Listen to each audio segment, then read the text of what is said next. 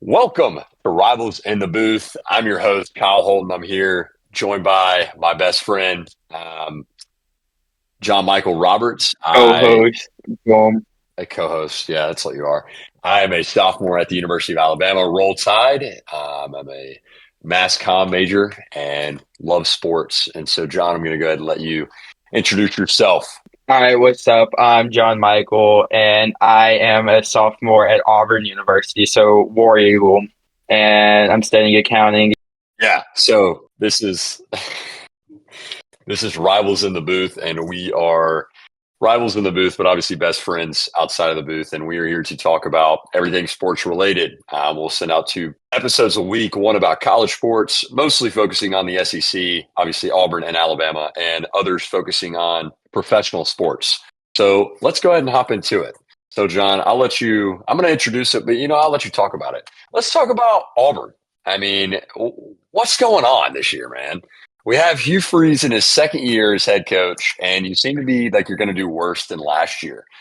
Recruited very well, but just haven't seen the results yet. So, what's going on over there on the plains? I'm gonna start defensively because from what I've seen, I think our friends haven't. It hasn't been like out of this world amazing, but we've been able to rely on it when we Yeah, have in times like especially in like the three power conference games we played against Cal, Arkansas, Oklahoma. They kept us in the game when our offense was just doing nothing. But our secondary, that's the most undisciplined secondary I've seen in a while at Auburn. They commit way too many pass interferences. They don't know how to turn around when the ball is in the air and make a play on the ball. So then that's leading to the pass interferences, I feel like. And then Keontae Scott specifically, I thought he would have a bigger senior year than he's having, but he's not effective at all when he plays on the outside. He's only been able to make impacts playing either the safety or the corner slot. yeah.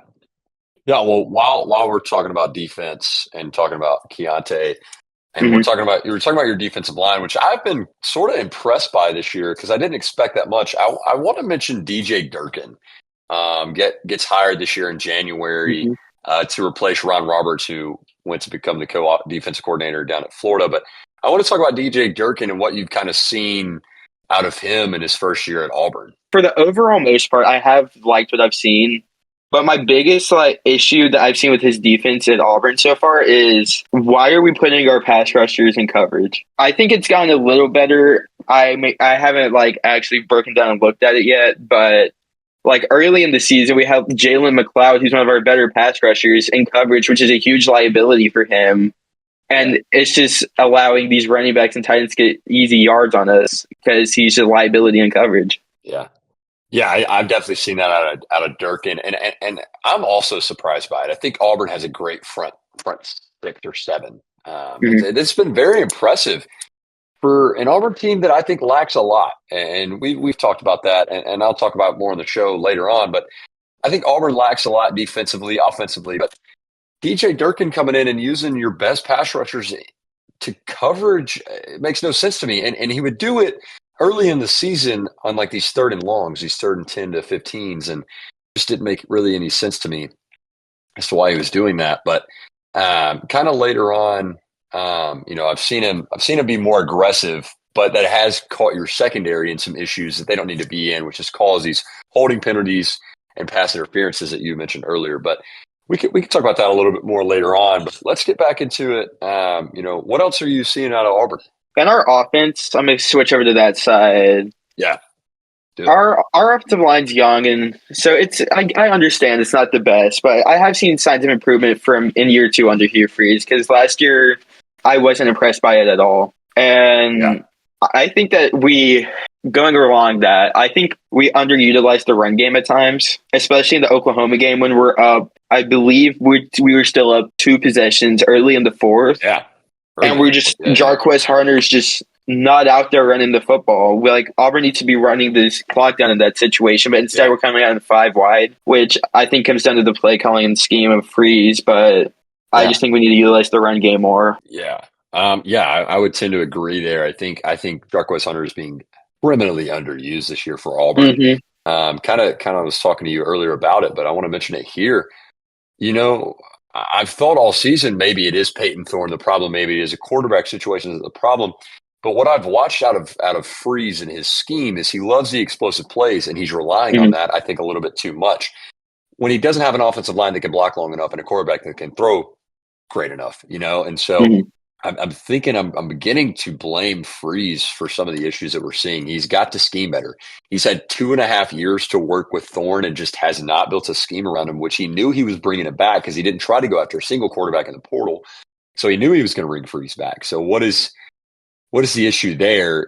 I'm confused on. You use your guns, you stick with your guns, you Mhm. stick with Peyton Freeze, and you don't scheme great around him. It just makes very little sense to me as to what Freeze is doing there. And so I want to ask you, like, obviously you had high hopes coming into the season. Yeah, I had And us at like 7-5, yeah, 8-4, and now it's not even looking like we're going to win 5 games. yeah, yeah. I mean, and we talked about that, but I want to ask you, I mean, whose fault, who is it to blame here, in your opinion? Um, I think you could put a little bit of blame on both parties, but I Yeah. think how you said we need to build an offense this year around Peyton Thorne because he's our senior quarterback Yeah. and he's been here for 2.5 years. So I think right now it makes more sense to put this blame on Coach Freeze instead of Peyton Thorne. Because although I haven't been impressed by Thorne's decision making, I also don't think at times he was put in the best position to be successful. Yeah, I mean, I would agree there as well. Agreeing with everything you're saying, but obviously Freeze is doing something right because he's still able to recruit. I mean, he has the number 3 Mhm. recruiting class in the nation behind Ohio State and Alabama for next year. Able to get a guy today to flip from Notre Dame to Auburn in the Mhm. four-star Deuce Knight, who, I mean, if you're an Auburn fan, I think you have to be excited for. Because I'm very excited about Mr. Knight. Walker White was expected to come in and do tremendous things, but I've heard through practice he is not. And so obviously, Freeze is doing something incredible down there. Even if he's not winning games, he is bringing the Mhm. number 3 recruiting class in and could probably get better. And so it makes me wonder as to maybe it's not Freeze is the problem. Maybe it is some other things. Maybe we, when we don't know everything that's going on Mhm. in the quiet time. But it makes you wonder. And at some of his press conferences, I feel like he's losing the team. And then you turn around and the team's right behind him, and the fans are right behind him. And I thought for a while he was going to start losing boosters, but obviously not because he's still recruiting and NIL money. And I thought he was going to lose that, but he's still recruiting very, very well. And so I'm like, man, like what is Freeze doing right at Auburn that I don't know. So obviously it's something. And so that makes you wonder, could it be something else? You know? I think what really set him up early to like be behind, like to have these boosters and the NIL fund behind his back is his early success he had here. Because Yeah. I don't have the exact number of where Auburn started when Freeze was hired after Harson's tenure ended, but I believe it was closer to the middle 40s. And he was instantly he instantly got hired and instantly started hitting the recruiting trail. I got Auburn all the way up to the 21st ranked class for the class of 22. Brian Harson was in the 22nd. So Freeze got him up one more spot. Mhm. However, Harson had no 5 stars and only a few 4 stars, a lot Mhm. of 3 stars, though, while recruiting. So I Mhm. just wanted to give you the numbers there, but continue. For early signing day and the late signing day period for the class of Yeah. 23, he got us up to 18, Yeah. which From 21 to 18. that's better than nothing at this point. Yeah. And then you go up 10 more ranks the next year. Yeah. I mean, 2024, you're at number 8. You're at number 8 is your overall rank. Your Yeah. composite rank is 10 and your transfer rank is 27. And then you look at next year. I mean, you have to look forward to the future if you're Auburn, I feel like Yeah. already. I know it's only Oh, week 4, but exactly. Because yeah, we're number 3 right now in the class of 2025, and I think 26 we're still hovering around that top 5-10 range. yeah. I just pulled it up. We're number 2 right now behind Florida State, and I think when he got hired, that was the whole thing. It's about looking forward to the future and getting recruiting wins because the previous tenure, like he left Freeze with nothing there because the only player left from that tenure was Jarquez Hunter. Yeah. And I mean, probably I would say the best player on the team for Auburn. I think so too. That's just how I feel about that. But Mm-hmm. yeah, I mean, talked about what's going on in Auburn. Playing Georgia this weekend, rivalry Mm-hmm. game, going to Athens, playing in Sanford Stadium. Any hopes? I'm nervous because everyone thought that this first 5 weeks of our season were going to be the easiest stretch of our season, and at times you just straight up look dead in the water. Like our offense couldn't get anything going versus, in my opinion, inferior teams like California and Arkansas.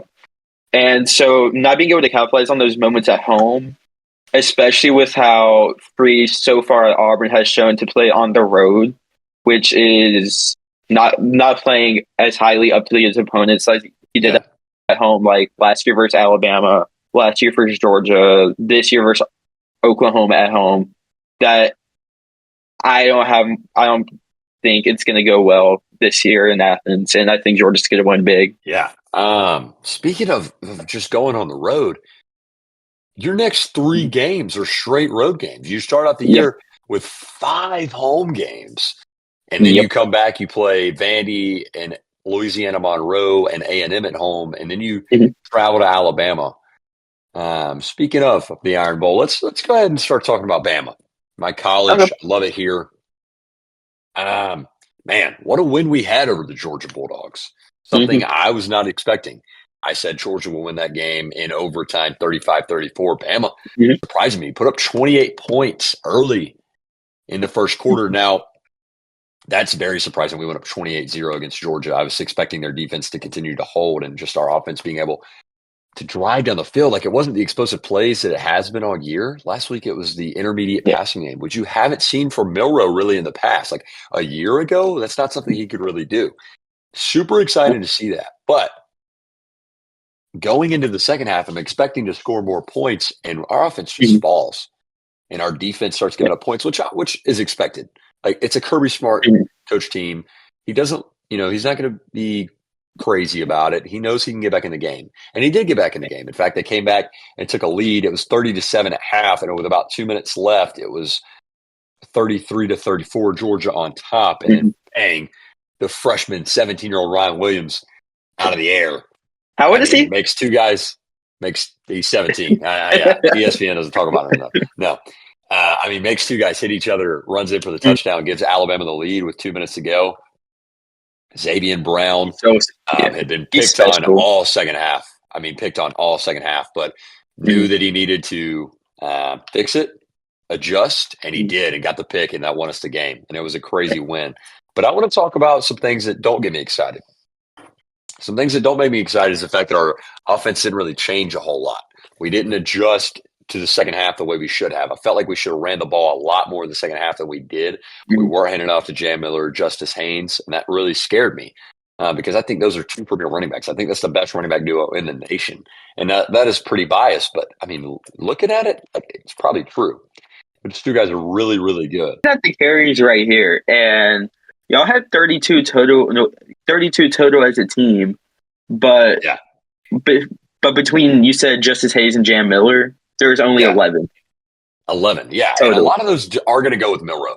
Milrow is the leader of Mhm. that offense. He leads it, and Kalen DeBoer loves it. Coach DeBoer loves giving the ball to him, and I'm fine with that if that's a way to score. But the fact that we didn't put up any points besides a field goal by another crazy Mhm. Ryan Williams circus catch, might I add, that was crazy. That was an It, insane it catch. That was just beautiful. it, it, it makes you nervous. But Yeah. looking forward, this is the 4th game of the year. That was the best opponent we've played all year. Probably could be the best opponent we play all year. And now Mhm. we know that we need to adjust. I think the next best team that will play is Tennessee, the Vols. They really scare me with how high powered and fast their offense is and how much our defense loves to sub. So we'll see about that. But, I'm excited about what I saw Saturday from the Crimson Tide, and I loved it. I mean, it was something I wasn't expecting, I'll be Yeah. honest. And the unexpected isn't necessarily bad. I wasn't expecting to see Kalen DeBoer go off on some referees, but I got to see that too. That was probably the most awesome thing that happened at the game. Yeah, I'm sure as a Bama But fan, you love seeing his emotion on the yeah, sideline. yeah. I mean, typically he's a guy that just doesn't show emotion. He's either Mhm. and just stays straight the whole game, which is fine. Like I get it. You don't want to freak your Yeah, but guys like out. when you're in a time like that, you got to be able to show some Yeah, emotion. He was able to do that. and he did. I mean, that PI call was the non-PI call, I should say, was Mhm. terrible, and he went off and he let it be known, and so it showed me a little bit of saving. So I loved it. Mhm. Um, yeah, and this week, we're playing Vandy. Vandy scares me. Okay, Really? Their quarterback scares me. I watched Diego Yeah. Pavia against Auburn last year in the New Mexico State game when he just Mhm. cooked Auburn's defense. And I'm pretty nervous that our defense might get cooked the same because I feel like they can game plan enough to where they keep their high-powered offense and they go very quick. And they know that we can't sub if Yeah. they're going super quick. And so our defense gets tired. So I think he's a pretty dual-threat guy. I Mhm. think this game's going to be a lot closer in the first half than a lot of people are expecting. Yeah. I'm very expecting that we get a win. Mhm. But also coming off a huge win, kind of scares you. But I'm excited, but excited to see what we do against Pavia. I think he's a really good quarterback, and excited to see. I'm excited to see just how our defense plays, Yeah. but also a little bit nervous because they do have Coach Kill on the sidelines coaching with them. Yeah. And I'm gonna add this real quick. How you said how you think it's gonna be a closer game in the first half. And I could definitely see that happening, but I Yeah, also just wanted to mention that I believe that Alabama's depth, talent, and coaching ability is what's gonna prevail them to win in the second half with ease. 1,000%. Yeah, 1,000%, and it could make it not close in the first half, but still just being there's just some mindful of uncertainties. Yeah, Javier's, exactly. just being mindful of what he can do and what Coach Kill can do is something I'm not I excited to feel like see. he's proven, like you said, against Auburn last year before the Iron Yeah, Bowl versus New Mexico State, that he's not a player you can underestimate. And when you do yeah, not underestimate at all. him, he's going to make you pay it all. Totally, he's going to make you Yeah, pay. yeah, and I felt like I saw that at the New Mexico State game against Mhm. Auburn, and that's what he did. But speaking of Vandy and the SEC, we're talking about Mhm. Georgia and Auburn and Alabama and Vandy. Let's roll into our picks for this week. So I like let's that start idea. off with AU and UGA. They're coming down the tracks. It's the Me Machine in red and black, Yeah. and they're going to whoop some Tiger Tail. They're coming with a vengeance. Kirby Smart does not like to lose, and he lost to Bama again. It's not going to be pretty. SEC may have to take this one off the air, and so I'm going UGA.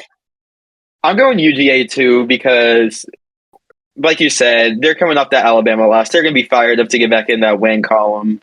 Yeah. It's their homecoming, and Auburn's also Mm. shown to not play up to their opponents this at all this year. So it's Georgia's game to win. It's going to be a blowout. Yeah. And we were talking about how I am kind of scared of what Vandy can do, but Mhm. I got to go Bama.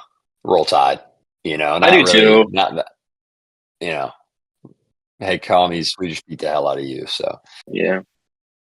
I just think Alabama's too talented for Vanderbilt to keep up with four quarters. So I got to go with Alabama there too. yeah, I think this is the most exciting game, at least for me, when it comes to the Mhm. SEC this weekend. This one, or maybe the next one we talk about. But Mizzou taking on Texas A&M. Personally, for me, I'm going to let you pick first, but this is all I'm going to say. Okay. I need Mizzou to win this game because I need Mizzou to come into Tuscaloosa undefeated. So when we beat them, it makes our strength of schedule look a little bit better. So I need Mizzou to win this game. But Well, I'll I'm go ahead here and to let you tell pick. you that the Missouri Tigers are beating Texas A&M this week. So Really? that's my pick. I fully believe that they're going to win this week. I think Luther Burton's going to have a great game. Yeah, I could see it happening too. That's why I'm picking Mizzou. Mhm. I think their offense is too talented for A&M's Yeah. defense to compete with, and so I think that's going to be proven. I think Drinkwitz has struggled a little bit recently, and I think Mhm. he gets his guys together and he lights a flame in their tail, and they go in Kyle Field and they beat A&M. Next to what I think is the second most exciting game on our docket for the week for the SEC, Ole Miss versus South Carolina. Um, man, Ole Miss coming off the loss. Mhm. Not expected at all. Blew out everyone they played in the beginning of the year. I did not expect them to lose that game, and Kentucky pulled away somehow. I mean, after they played Georgia close, I thought they would have a chance in this game, not an actual chance to upset and win. So that's all the praise to Yeah. Kentucky last week. But I think Ole Miss is going to be playing with the fire underneath them. And even though South Carolina may be a tough place to play, I think they get the job done. Yeah, I'm actually going to look this up before I make my pick. Sorry, I should have had this figured out, but I want to know who their starter is. I can edit. I think it's Ashford this week. So Lenore Seller, Oh, is he back in the lineup? but used the bye week to recover. He was listed as the starting QB when they released their Oh, depth chart on Monday. So give me South Carolina.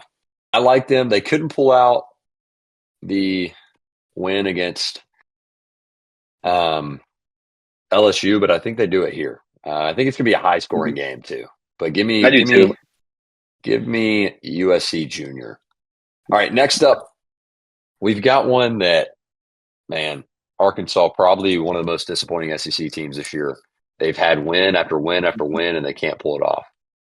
And so for me, UTK is just too good. I think their offense is a little too overpowered. Heupel knows how to win big games, and he's going to win another one. So I'm going to go with, as much as I hate to say it, I will not be rooting for them because I hate Tennessee. But give me the Vols. I don't think I just can't pick Arkansas. I think I'm rocking with Tennessee too. I think their offense is going to be too much for Arkansas to keep up with. And Tennessee's going to turn into a shootout, and I don't know if they can handle a shootout for 4 quarters against that I Tennessee don't know if offense. it's going to be a shootout. I think it's going to be a blowout. I don't think it's close. I think Tennessee's going to. I think if Arkansas has a chance to win, it's in a shootout, but I don't think they can keep it up for 4 quarters. Yeah. I guess is the point I'm trying to make. The next one, this is going to be our garbage bowl of the week. UCF and Florida. UCF. I never root against the SEC, but I will here. Give me the Golden Knights. This may be the nail in the coffin for Mr. God, what's his Napier. name? I'm sorry, I'm blanking. Billy Napier. Billy Napier. I'm rolling with the former Auburn Tiger coach. Give me the Gus Bus. UCF's winning. Yeah, KJ Jefferson's going to run all over Florida's defense, and it's not going to be pretty. Just an undisciplined team. Not a great team either. So I just want to mention this. I saw this today. Billy Napier came out and said that they're going to be running their 2-quarterback system for the rest of the season. That. And if you have, in my opinion, if you have 2 quarterbacks, you have no quarterbacks. So until they commit to one of them for the rest of the season, I don't see it. Them you got to winning many games. I think you have to commit to Lagway. You 100% have to. I mean, he is just too good not to be playing every single Saturday. You've got to commit to him. I think Mertz is a good quarterback, but not for Florida. I could give me Lagway. Yeah. They need to commit to the future and play their young guy. Yeah, other SEC games, well, we don't have any more. Texas is on their bye week, Oklahoma on their bye week before they take on each other. And Mississippi State is on their bye week before they take on I had it pulled up, but I don't anymore. Sorry. I want to say USC Junior. Mississippi State, Duke. SAMU. No, sorry, Georgia. They play Georgia next. Yeah, they play Georgia next week. They're on their bye week, getting ready for Georgia. Man, it sucks to see what's going on with Mississippi State. I hate it because I love the Jeff Levy hire for Mississippi State. It's perfect, and they are terrible this year. Probably, I mean, they are the worst team in the SEC. Not even close, and it's not fun to see. Yeah, at all. And I hope they do long term turn it around. And I don't know much about as Levy as much as you do, but for the sake of 2024, I'm okay with them being the worst team in the SEC because my team is in the argument for that, and it's good to not be completely last. Yeah, so we're going to move into time talking about the rest of college football. And I want to bring up the Heisman candidates. I'm going to bring up my 3. Okay. I'm going to bring up my 3. So obviously Jalen Milroe is up there for me. Travis Hunter is not up there for me. I'm not putting him in there. I agree. He is really, really good. I know that. He's good on both sides of the ball. I know that. But I think Cam Ward is just too phenomenal of a quarterback. And Boise State running back Ashton Gente is so good. I mean, he is reaching unbelievable numbers. So those are my top 3. And I think if Cam Ward has another week like he had at Virginia Tech, Travis Hunter is going to move into top 3. For me, Travis Hunter is number 4, and Nico Iamaleava is number 5 for me. But that's just where I'm at right now. And that can certainly change. But I think right now, Jalen Milroe, the Heisman winner. if he keeps racking up big time wins like he did against Georgia and still showing out, because I was looking at it while you're talking about that game, he Yeah, had 491 total yards of offense by himself. by himself. Yeah. And one interception that wasn't his fault. Got bobbled by Dupree. Dupree lost it, gave it to the defense. Happens. Not upset about the interception because we got a safety right after because our defense is huge. But yeah, Miro also 4 straight games of multiple passing and multiple rushing touchdowns. Last guy to do that was Johnny Football in 2000, Really? his Heisman year. Yeah, 2014. And I feel like the Heisman voters do have a bias towards scrambling quarterbacks. I think towards the SEC. The reason I have Cam Ward in, I think it's a bias to both, if I'm being completely honest. yeah, yeah. So the reason I have Cam Ward above Ashton Gente, I think Gente's great. I think he's breaking unbelievable numbers, but he's not going to have those major wins that you look for when it comes to Heisman winner. I agree. So I think Cam Ward, and I think Cam Ward will. I think Miami has a really spectacular chance to be undefeated by the end of the season. Speaking of Miami and Cam Ward, College Game Day headed there this weekend. First time ever in Barkley. Going to be crazy. I think Miami pulls I that didn't one see out that. though. But I want to get, yeah, it's going to be in Okay, Berkeley. But I want nice. to get your takes on who your top 3, top 5 Heisman candidates are so far into the year. So we have the same top four. I just have it in a slightly different order. After the Alabama game, you had to put Miro at your one for the Yeah, you Heisman. have I to. think he's the favorite right now. And then I think Cam Ward's going to be second on my list, but I'm swapping where you had Genty and Hunter. That was your top four, Really? correct? Or no? Yeah, yeah. So you're gonna put Genty behind Travis Hunter. Yes, because although he's putting up video game numbers, like you said, the strength of schedule just isn't there for Boise State, and we haven't Yeah, seen anyone ever be able to play this many snaps on both sides of the football while being as successful as he is as a receiver and a corner. So yeah. I think you have to give him some of that. Like you have to give him some praise for that, and Yeah, also I think so too. unlike last year, they've tried to show and actually start winning some football games. Like they had what I thought was a potential upset alert with North Dakota State week 1. They pulled off that win, Yeah, pulled off that and then win. Really they're surprised. on and then they're on a 2-game conference win streak right now versus Baylor and UCF. So I was I think surprised by the UCF win. I had me UCF winning too. that But game. I I thought they was were going very to win, surprised and by it. then Colorado came out and showed them that this Yeah, isn't the same Colorado team from last year. I mean, not next year. So I think if yeah, they continue to win, he's going to stay in that top 3. They have a couple tough games, in my opinion, coming up against the ranked Kansas team. And then although they've regressed from last year, I still think Arizona isn't like a team to just completely write off. yeah. And No, I would agree. that's just in the Personally, I next think 2 that weeks, and they still play Oklahoma State, which I think is solid. Nothing special, but like they could give them a run. yeah, And yeah, yeah. I think the top 3 ending up will be Miro, Cam Ward, and depending on how Tennessee fares the rest of their schedule, Nico. I think it's yeah, going to be 3 quarterbacks in the top 3. I could see that. I think Travis Hunter is going to really fall off once they get into these big conference games, these bigger games with Arizona, like you said, Oklahoma State, and some other guys. And Ashton Genty's just not going to have the wins, unfortunately, man. He's going to be Barry Sanders records and just not be able to get in there, which is awful. But you understand it if you're. Yeah. And I want to mention this with Tennessee about how you're talking about depending on how the season goes for them. In my opinion, I think they only have 2 like super competitive games left on their schedule. So Yeah, I could completely. So if they go 10-2 and he keeps up this play, I could see him in New York when it's time for yeah, the ceremony. yeah. And I think it really does depend for Milrow and Nico both.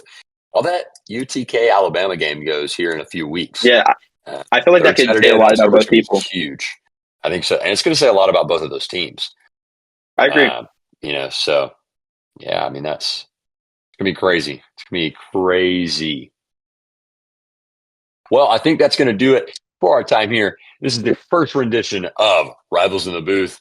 I'm your host, Kyle Holden, signing off with my best friend, John Michael. Best friends out of the booth, rivals in the booth. Thank you for joining us. We'll be back a few days later to talk about professional sports, the NFL, NBA, and MLB.